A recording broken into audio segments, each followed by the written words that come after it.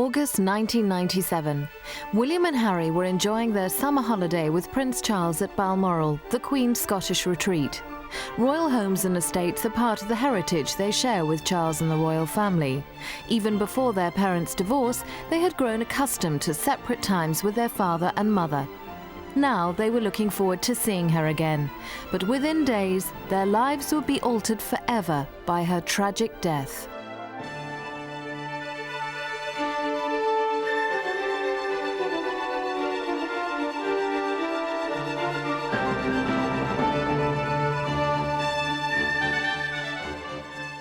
William and Harry were left with treasured memories of a wonderful mother. Diana had enriched their childhood with experiences and adventures beyond those of any previous royal generation.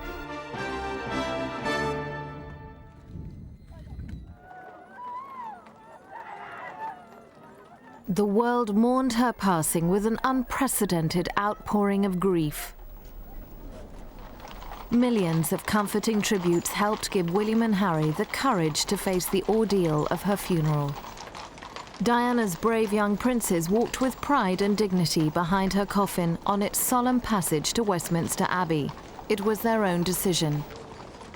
I think it was very interesting on the day of her funeral when they walked so solemnly behind her coffin with their father and their grandfather and their uncle, to see how the younger boy, Harry, in a way carried himself with a great deal more presence and conviction than the older boy, William, whose head was bowed almost virtually throughout, and clearly they both felt it equally. But Harry, the younger one, seems in some ways a tougher character.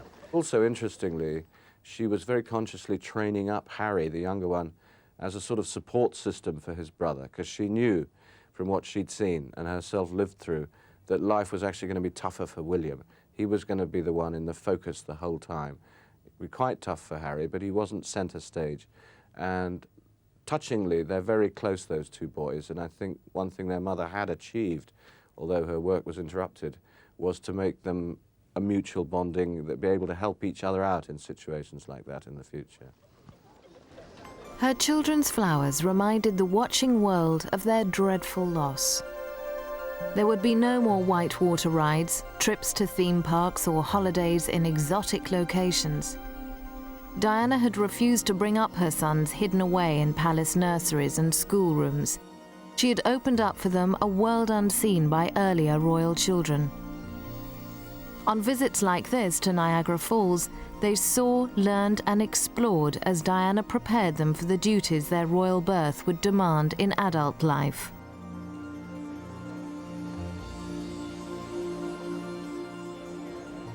The mother who filled their lives with fun also took them on more private journeys, visiting the sick and the disadvantaged, who formed the focus of her charity work and campaigns. She gave William and Harry challenging experiences to offset the wealthy, privileged world of the royal family with its trappings of grandeur.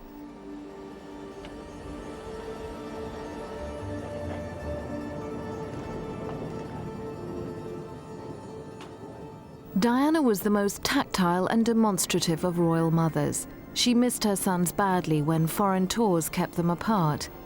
Ignoring protocol, she would run ahead of Prince Charles, unable to contain her delight at being reunited with her boys after the inevitable absences created by royal duties.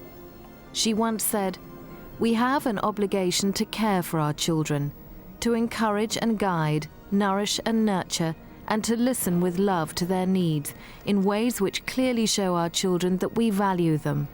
They, in turn, will then learn how to value themselves."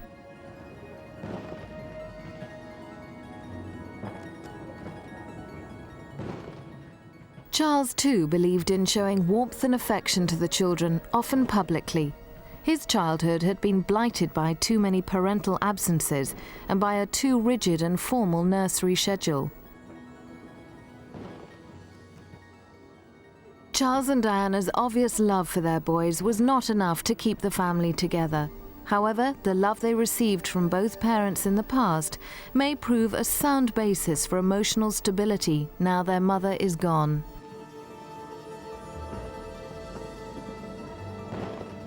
There is no substitute for affection. for those children, and I think they've had a really good grounding of it, despite the traumas that they've been through so young. Some people say she almost smothered them when they were little, but because her marriage wasn't working, she put all her emotions and love into those two children. And anyone else that intruded on her space as a mother, she didn't like. Diana was aware of the royal traditions her sons would grow up with, but she also wanted them to be modern boys, streetwise in appearance. Seen on many happy family outings with their mother, their casual look was in keeping with a more ordinary childhood. When royal duty called, their appearance had to reflect the more formal side of their upbringing. Within their blood runs 1,000 years or more of British royal history. They are the next generation of one of the world's most famous families, who have been trained from the cradle to behave well in the public eye. In 1985, they joined their parents on Britannia for a cruise after Charles and Diana had made an official visit to Italy. William, then nearly 3, had already learned how to perform as a junior royal. Harry would follow in his footsteps, but without the pressure of being heir in line to the throne.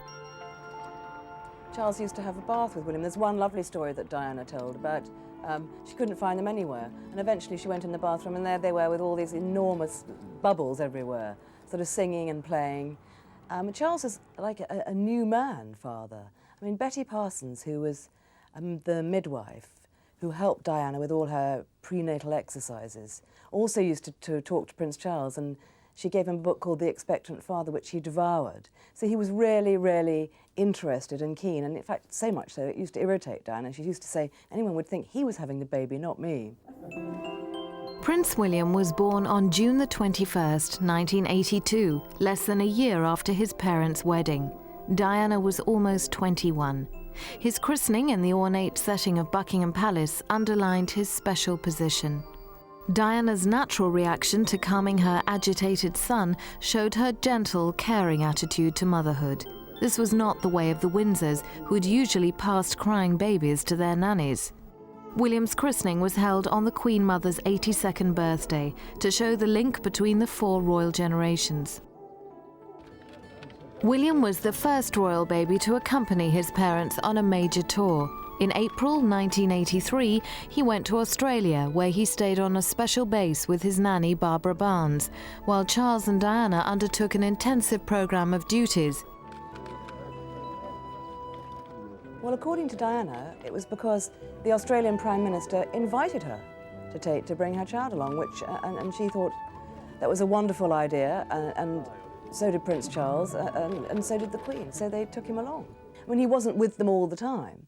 And she also said it was a great help because it gave her something to talk about when she met all the crowds, and she could talk about William and what he was doing, and you know, he was just beginning to crawl. So it was a great bonus.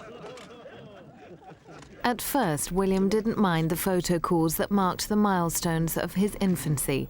After his first crawl-about, he was ready for bolder steps. Impish and appealing, he had a natural flair in front of a camera. He seemed to enjoy the attention he received from massed ranks of photographers, recording the footballing skills of a future king. Diana and Charles agreed to these pose sessions, hoping to preserve some privacy at other times. They knew that the public wanted regular updates on William's progress. His first teeth, his early steps and words, his amusing habits of hiding behind doors and of flushing shoes down the lavatory were all dutifully recorded by a watchful press for an eager public. Charles understood the importance of creating a good image for the Waleses, first as a couple, then as a family. Suffering from bulimia, Diana later referred to these early years as the Dark Ages, although publicly there was little evidence of her inner misery.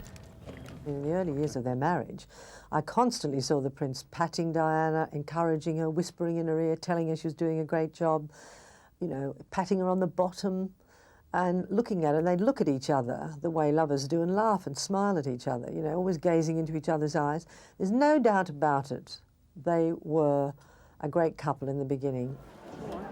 The summer of 1984 marked a period of relative contentment as they awaited the birth of their second child. Diana knew from her doctors that the baby would be a boy, but she kept Charles in the dark. When Harry was born on September the 15th, Charles was said to be disappointed that his second son wasn't a girl. Behind the glowing pride of a radiant young mother was a troubled princess facing the disintegration of her marriage, just as her family life should have been blessed and happy. Despite their growing friction, Diana tried to share some of her husband's pastimes, making them family occasions for their sons to enjoy. Her affection for her children was always evident. She once said, "Hugging has no harmful side effects. If we all play our part in making our children feel valued, the result will be tremendous." William and Harry were introduced early to polo. At these matches, Sarah Ferguson, daughter of his polo manager, was often present. Soon she would become the Duchess of York, mother of their younger cousins, and a loving aunt to the royal princes.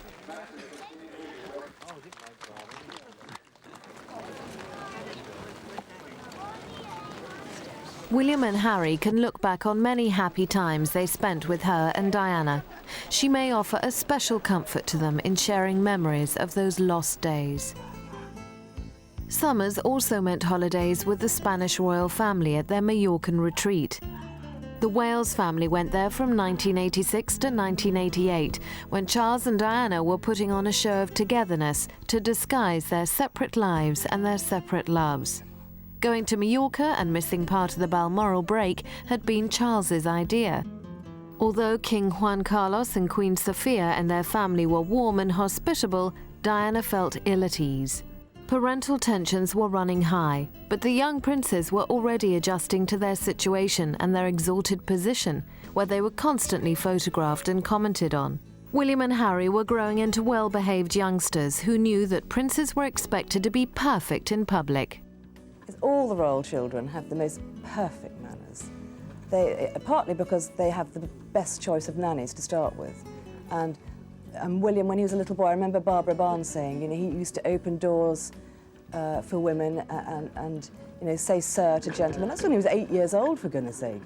They have beautiful manners, and they are very considerate to other people, which is something you perhaps don't get so much in ordinary children. Of course, there were rare lapses, and the culprit would be quickly and firmly pulled back in line. Diana's boys adapted quickly to school life, starting at a kindergarten where they mixed well with other children. Like their father, both boys showed a talent for the stage.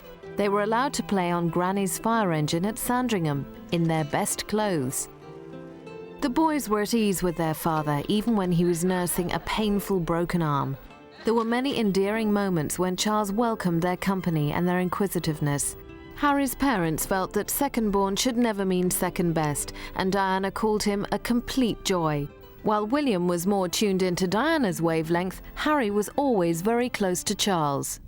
In a conversation I had with the princess not long before she died in Kensington Palace, she did bring up the question of her concerns for Harry, in that William would always be the one, the centre stage one who was going to be king. She was worried, for instance, rather touchingly, I thought, that William would get all the girls. All the girls would go for wills, and poor Harry, who's only a couple of years younger, would be left out. And so she was already kind of taking steps to try and make sure that they were treated equally, even though in royal standing terms, William would always be number one. As Charles and Diana grew apart, her sons became her gentlemen escorts for some evening engagements. Diana loved to show off her handsome boys, and they were thrilled to be seen with their glamorous and stylish mother. By now, their royal training enabled them to cope with more adult occasions.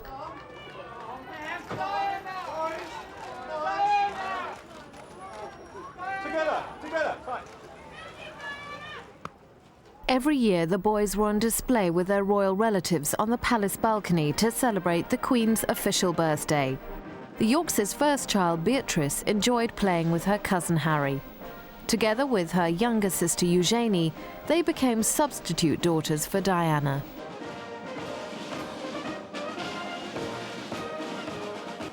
She never had the little girl she wanted, but she resisted the temptation to mollycoddle her sons. Diana encouraged their boyish preferences for sports, such as skiing, go-karting, rafting and swimming. While hunting and shooting remained their father's territory, water sports were provided by a series of sunshine holidays with their mother. Differences between the two boys' personalities began to develop. William was the quieter, more intuitive. Harry, the more mischievous. Life is going to be much tougher for him than it is for Harry, because he's going to be the future king after his father. He's going to be the centre of attention. And I know Diana worried about that, and she was training up Harry as a kind of support system for his brother. They are very close. Life won't be too easy for Harry either, especially because I think in that period the monarchy's going to be, quotes, modernised, which means very slimmed down. Prince Charles wants it to be just the monarch and his heir. So Harry, unlike some of current royals, probably could go out and get a proper job if he wanted to, and I think the British people would approve of that, and lead a relatively normal life. For William, whatever happens to the monarchy, life is always going to be like it is for his mother. Hounded, harassed, pursued, privately as well as publicly. His misfortune as well as his good fortune being that he looks rather like her, and he's her legacy made flesh. Their school days were some of the happiest of any royal children. From kindergarten they moved to Weatherby's day school before boarding at Ludgrove. Diana was always present for school sports days. They were timetabled in her diary before any other duties. Whatever the demands on her, or however difficult her private life, she was always ready to cheer on her boys. She was no slouch when it came to the fiercely contested mothers' races, her exercise and fitness routine usually ensuring a royal winner. Win or lose whatever the outcome of the children's races, Diana would always reward them with a cuddle. As a result of her loving approach and her interest in all their activities, her sons felt cherished. More than anything, she believed in the giving and receiving of affection. I don't think you can spoil children with too much love and attention. I think that's a myth. But I found that she didn't spoil them in terms of being a sensible mother. She was very good at nagging them about their manners. And as a result, they're both beautifully mannered boys and, you know, being tidy, because Diana was fanatically tidy. And so she was always reminding them to pick up things. That's the sort of things that mothers do. I mean, that's normal. To have somebody come along and nag you, I think is keeping you in touch with reality. You know, life is not easy, and you have to learn to look after yourself. And I think she gave a lot of that. She was a very well-balanced mother in that sense. To achieve her objective of well-adjusted children, Diana allowed them to follow some distinctly non-royal pursuits. Racing buggies in America was considered dangerous and not in keeping with the House of Windsor's constrained attitude to child-rearing. Diana was sometimes criticised for lavishing too many treats on her children, too many trips to theme parks or too many expensive holidays. She may have overcompensated for the missing stable domestic background that she had sought to provide and had failed. Diana was also accused of upstaging her husband by her displays of affection and by her action-packed adventures, which made him look a stuffy, uncaring father.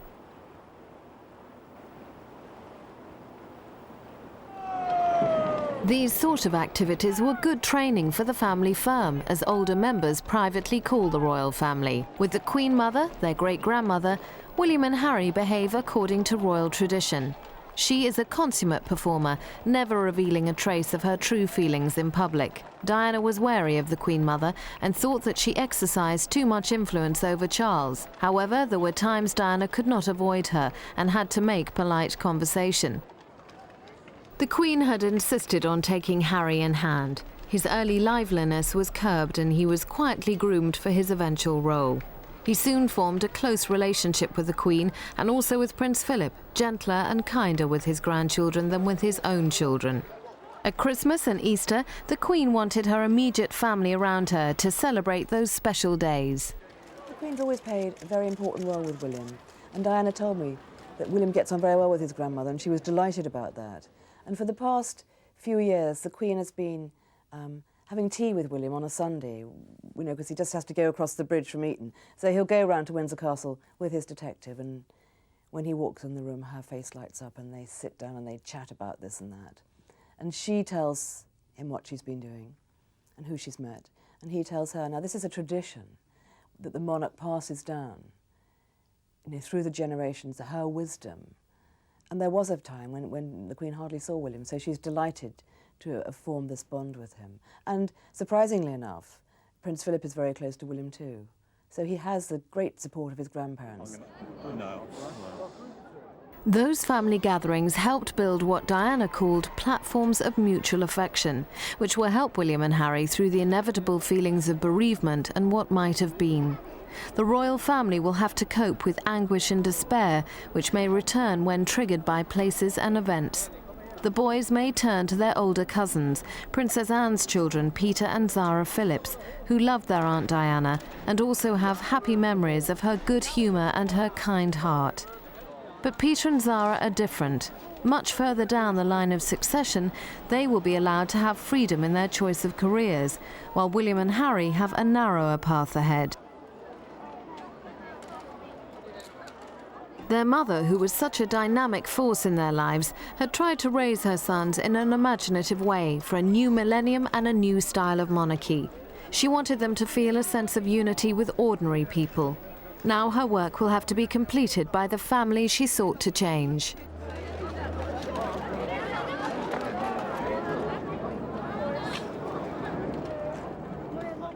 Well, I think she felt that the Windsor family are very isolated, very cut off from real people and real life.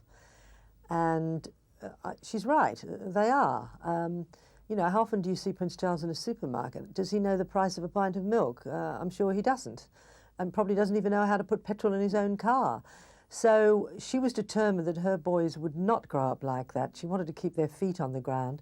So she used to take them to supermarkets, go shopping, take them to the movies, queue up at McDonald's and at fun fair, you know, leisure parks, all in a desperate attempt to give them some experience of the real world. Diana's father, the 8th Earl Spencer, died in 1992, robbing William and Harry of an affectionate and down-to-earth grandfather. Diana said, "My father always taught me to treat everyone as an equal. I have always done, and I'm sure that William and Harry are the same." Christmases with their mother came to an end a few years ago, when Diana could no longer stand the strain of being with her estranged husband's family. After the divorce in 1996, there was little contact. With her unique elegance, she had been the star attraction on so many royal occasions. Then she became a semi-detached royal, an awkward situation for everyone, and one that would cause anxiety for her children.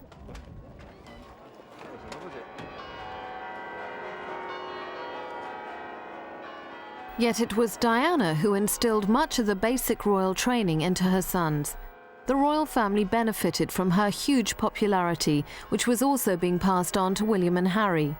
She taught them how to behave on walkabouts, how to shake hands, receive flowers, and how to conduct themselves under the spotlight. They simply had to follow her example.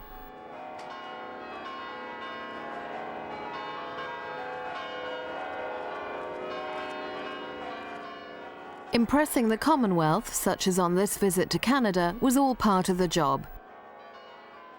There is little doubt that Diana was used to enhance the prestige of modern royalty abroad. She had been the jewel in the crown, a shining, charismatic woman who had made the House of Windsor look stale. She desperately wanted to keep the best of its traditions while bringing it into line with a world ready to enter the 21st century.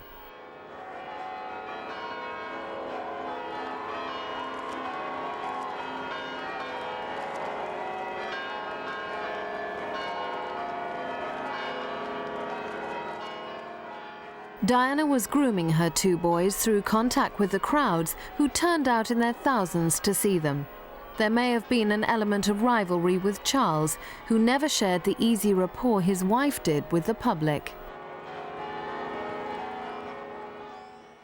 You have to remember, because of their tender years, that actually half their lives had been blighted by the public warfare of their parents' very acrimonious divorce. It's tough enough for any kids if their parents split up at that age, but in the case of William and Harry, there was all sorts of public warfare, the dirty linen being hung out a bit too much, friends of Prince Charles, friends of Diana, mutual insults flying in the national press, The schools can say that they hid the newspapers from these boys, but we all know that other school children can be pretty cruel, and it's not always possible to do that. I think both parents, in their different ways, tried to nurse them through each stage, and we know that Diana kept going down to these schools to tell them what was going to happen next before they read it in the papers. But I think it's bound to have left scars on both of them. And it would be surprising if William and Harry, in their different ways, didn't grow up without certain emotional problems that any children who'd been through that at that age would have. In public, Charles and Diana were obliged to put aside their differences and appear united. However, unity was short-lived, and even when visiting their son's school, Ludgrove, they would travel in different cars.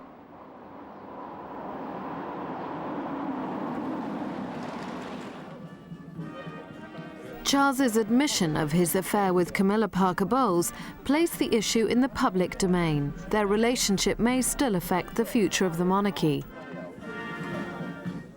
What I'm told by people close to the prince is that they've never met Camilla. He's always kept those two areas of his life totally separate, partly because he knows the children are aware of Camilla's role in his life, and that he didn't wish to give them that additional problem of sorting out how they felt about her, this woman that had intruded into their family. So to prevent them being tortured about it or feeling divided loyalties, you know, torn between their mother and their father, he kept Camilla away from them, and I think that was a very considerate way to behave. After the Wales' separation in 1992, William and Harry found their out-of-school time divided between both parents. Unlike the Yorks, who remained friends after their marriage breakup, the Waleses rarely met as a family. A pattern developed of one expensive holiday with Diana, followed by one with Charles. Ski trips at upmarket resorts such as Lech in Austria with Diana and Klosters in Switzerland with Charles in the winter would be followed by exclusive Caribbean retreats or cruising on luxurious yachts in the summer. Charles and Diana vied with each other to give their sons the best times, the most fun. It is a picture well known to many children of split families, and it was one that led to suggestions that William and Harry were being spoiled materially. Well, I think it might appear to us that they're spoiled because they seem to have everything. Very difficult not to. I think any child of divorced parents is spoiled.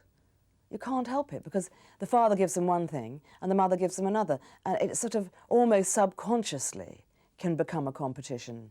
If they competed for the love of their children, it was like all divorced parents. When holidays come around, they both try to give them great treats. Well, for instance, you know, that is the fantastic advantage of having a broken home.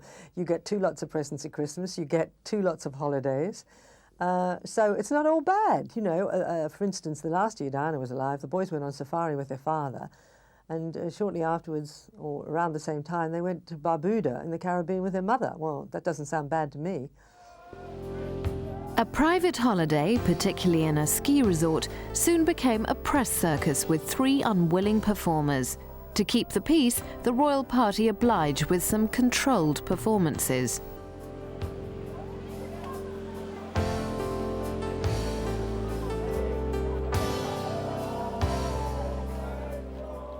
Diana resented the constant intrusion of the paparazzi, keen to make a quick profit from snatched pictures of the princess and her sons. Ominously, Diana found herself in dramas and squabbles with pressmen, which tended to encourage rather than put them off. Situations could get out of hand. The boys, in particular William, dreaded these unseemly scuffles and confrontations. I remember once a terrible fight in the street in Austria when William and Harry were caught right in the middle of it. 2 Italian paparazzi tried to, really get literally right up their noses. It was ridiculous. They're trying to take pictures from this sort of distance.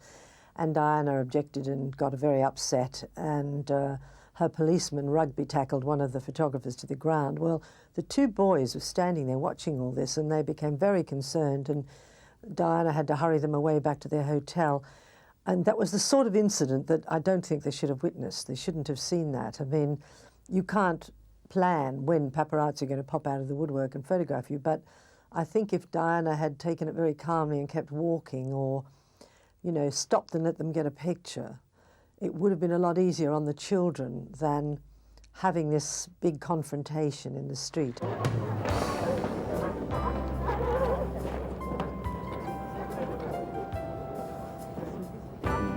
Excuse me.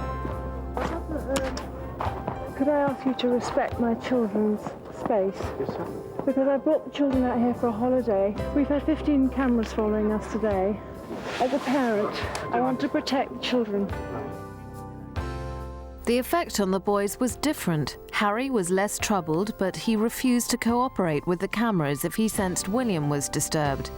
The blood bond between the brothers was already strong, providing each other with an ally at times of stress. At boarding school for much of the year, they wanted to enjoy their time out with each parent without excessive intrusion.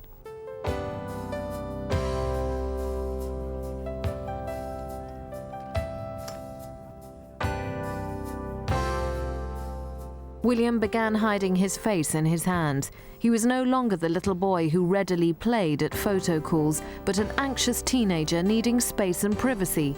He found little of either. He doesn't like the spotlight, hates publicity, hates facing cameramen. And I think that's largely because he saw his mother involved in so many scuffles in the street with photographers, especially foreign ones, continental ones. William's problems with cameramen are so bad now that they've become a serious worry to the Queen. I remember talking to Diana about this once and saying, you know, she said, oh, William doesn't like being photographed. And I said, well, I'm sorry, it goes with the job. If you're going to be a king, you've got to be photographed. She said, oh, you're very hard. And I said, well, I think I'm just being realistic. You know, the sooner William gets accustomed to photographers, the better it's going to be easier for William. This was advice the Queen Mother would have approved of. Always at ease in public, on her 95th birthday she kept William close by her, perhaps signalling her hopes for the monarchy through the teenage prince. She may have hoped that her confidence would rub off on the sensitive young boy. Prince Charles decided to drive William back to school. He thought, well, it's not often you get Charles and William together. This is going to be a fantastic picture. And when William had to come out of the clubhouse and kiss his grandmother goodbye and walk out, he walked out backwards so we couldn't see his face. I mean, I don't know how he did it, but he guided himself backwards, walking backwards towards the cameras. And then he leapt into the car and hid down in the well of the passenger seat, crouched right down with his, all we could see was his back. I said, oh, William, this is ridiculous, you know, what stupid behaviour for a future king. Anyway, Prince Charles was waving and smiling, and he could have done with some help from his son. If his son had waved and smiled beside him, that would have helped Prince Charles's, you know, poor image quite a bit, but no. So Prince Charles drove off with this ridiculous situation of his son hiding and Prince Charles waving to everybody, and that's how he took him back to school. Diana included friends of her boys on their holidays and outings. Sometimes she took the children of her staff, another change in royal policy, and one designed to keep William and Harry in touch with the real world. Her own need for freedom and to break away from protocol was evident. She had found palace restrictions suffocating and archaic. Diana was a very modern mother, one whose boundless energy and mischievous sense of humour will be dreadfully missed by her sons.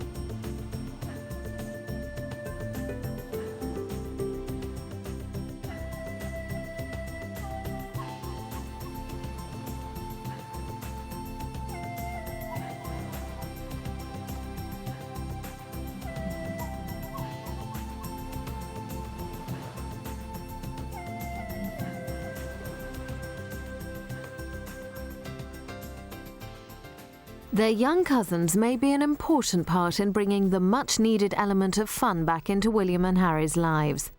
Beatrice and Eugenie were close to William and Harry and shared several holidays with them.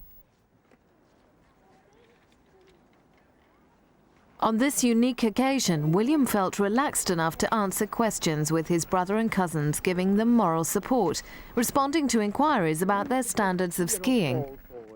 Well, improving, you see, very good. They're improving. Very good skiers. Richard, sorry, could you ask around here? Sorry. Behind us. Rob, sorry. They're not looking at your...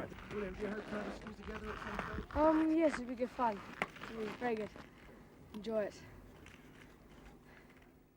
Often criticised for his frequent absences as the boys were growing up, Charles did enjoy many happy times with them. He often forgot his princely dignity to clown around and share the rough and tumble that was denied him in his childhood. Diana once revealed that he loved the nursery routine and came home to bottle feed them as babies. Charles has instilled much of his love of the countryside in his boys. They've helped him with tasks on his farm and gardens. This paternal bond will form the basis to develop Charles's relationship with his sons, now that he has to be both father and mother. Right, now we should sit here. Now, do you want us to turn around and go back or what? No, stay here. Friends?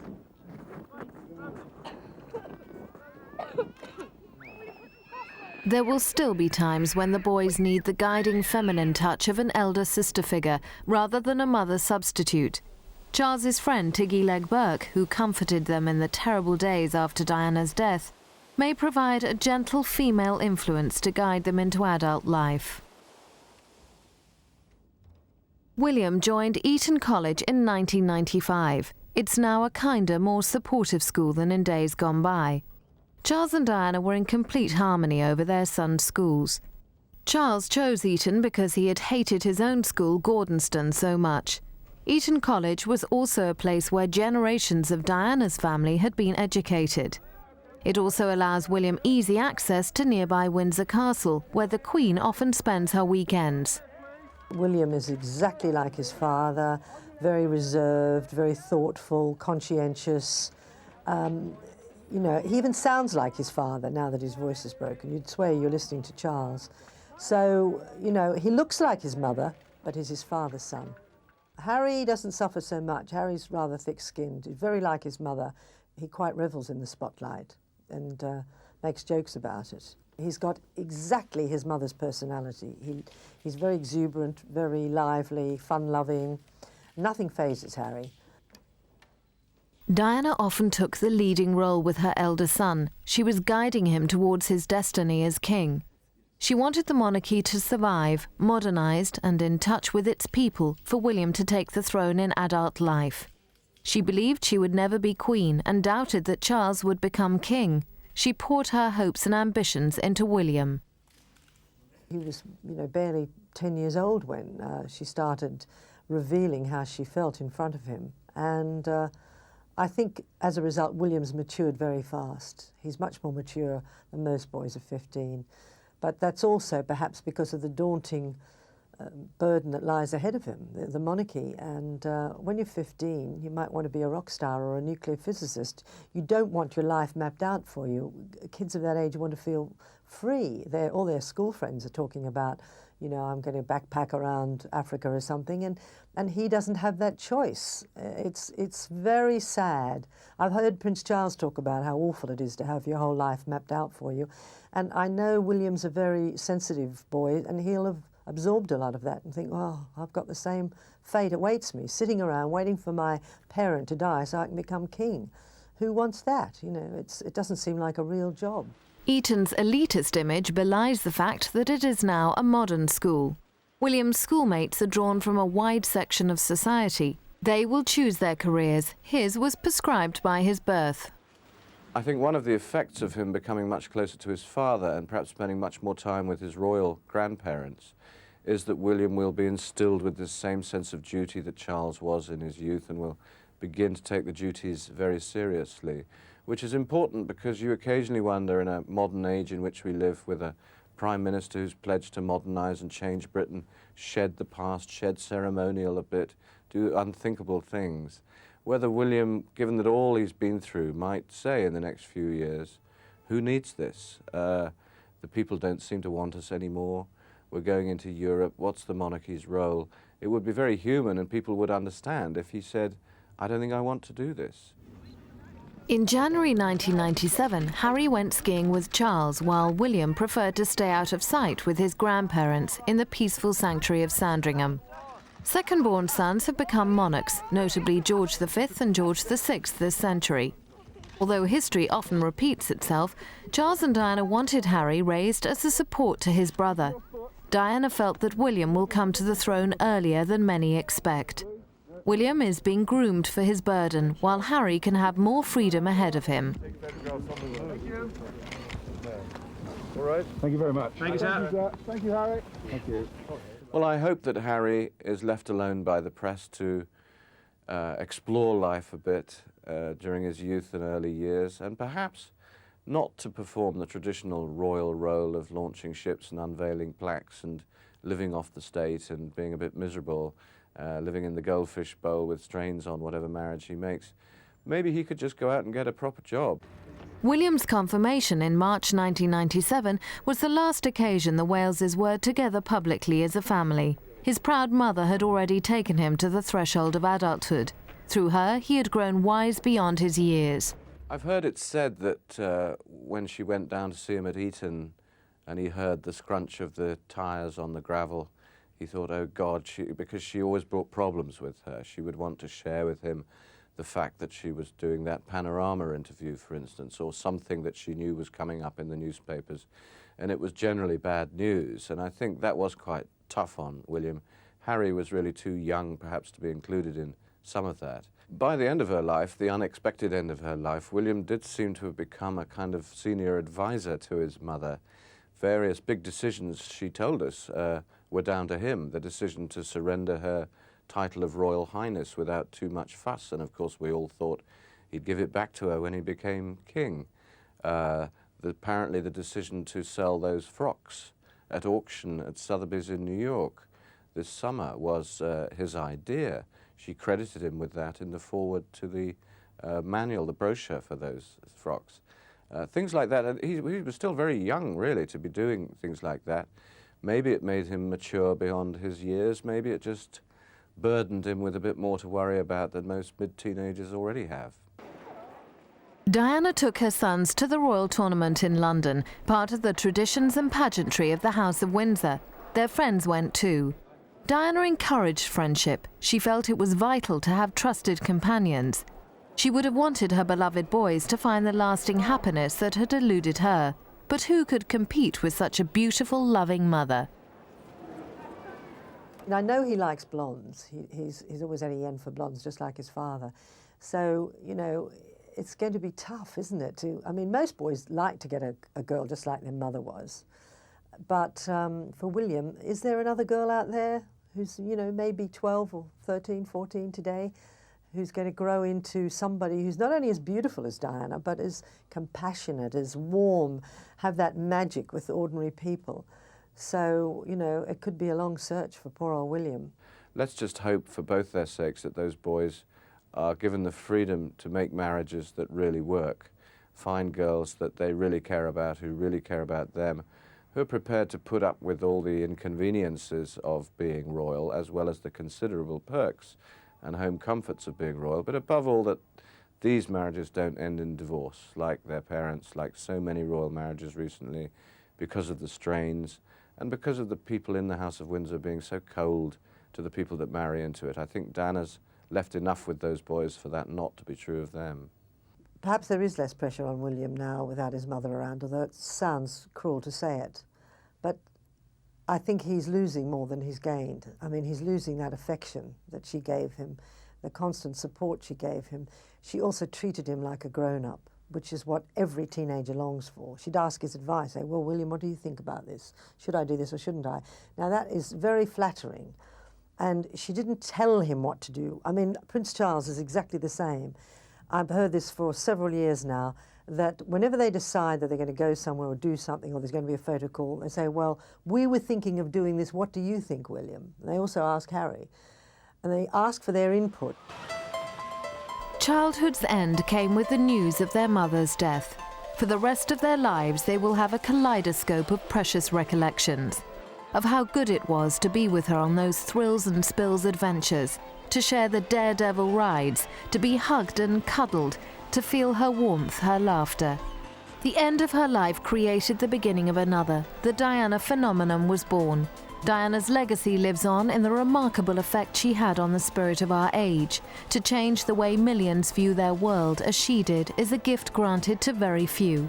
Her brother said at her funeral, "Diana was the very essence of compassion, of duty, of style, of beauty. We will feel cheated always that you were taken from us so young, yet we must all learn to be grateful that you came along at all. Your joy for life transmitted wherever you took your smile, and the sparkle of those unforgettable eyes, your boundless energy which you could hardly contain." Outside the gates of Balmoral, William and Harry, supported by the grieving royal family, saw the flowers and read the tributes to Diana. Those touching messages of condolence served as a rehearsal for the overwhelming sights that would greet them at Diana's funeral. Before that sad event, they would return to Kensington Palace, their mother's home, and witness the oceans of flowers left in loving memory of a princess who died too soon. The Queen would make her own tribute to Diana, saying, "I admired and respected her for her energy and her commitment to others, and especially for her devotion to her 2 boys. Those boys will lean heavily on the royal family, but as they grow up into men, there may be questions that are hard to answer. How did Diana come to be divorced and all but excluded from the royal fold, although she had fulfilled every possible royal and maternal duty to perfection?" Millions watched the sad procession and emotional service, but no grief was more profound than her sons, the exceptional young men their enigmatic uncle Earl Spencer praised in his fiery address.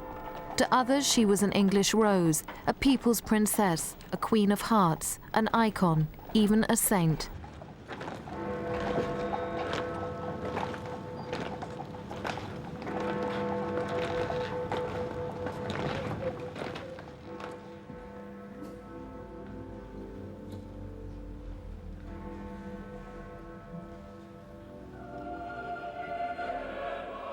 To William and Harry, Diana was simply their mother, and they will never totally get over their loss. Over her coffin, Earl Spencer vowed that Diana's blood family would protect her sons from the excesses of protocol and press harassment. Charles will share his belief that William and Harry should not be totally immersed in duty and tradition, and that their souls should sing openly as Diana planned. He will continue her task of raising their sons to independence and maturity. It will not be easy.